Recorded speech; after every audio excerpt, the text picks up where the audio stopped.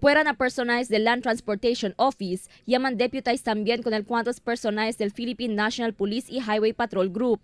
Para intensificar cuhida con mga violador na leyes na impone el ahensya y mga leyes na trapiko. Según con el jefe del Operations Division del LTO, Alan Macabangkit, mayoría según del mga chofer ta viola con el ley na usada del helmet. Mayoría según especialmente mga angkas na motor, no hay según ta usa helmet. 3 según 1,500 pesos el castigo en este violación. Sa atin dito, ang pinakamarami talaga yung helmet, yung back ride helmet. Yun talaga ang pinaka number 1 na kuan.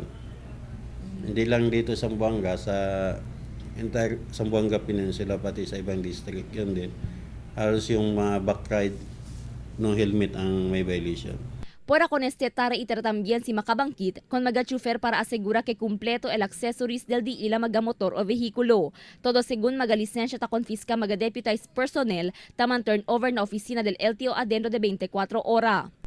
Lahat ng deputized na PNP o Highway Patrol, lahat ng nahuli nila within 24 hours dapat i-turn over nila dito sa LTO. Kasi dito magbabayad yung tao.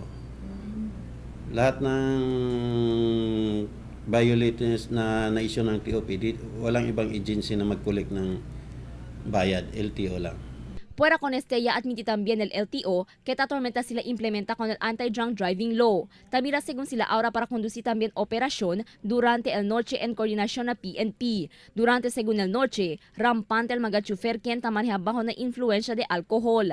Ya reitera el LTO el peligro ta lleva si tamaneja bajo na influensya de alcohol el un chofer. Fuera ta causa este mga incidente vehicular, puede también causa muerte el un aksidente. Crystal Almonía, Dateline Zamboanga.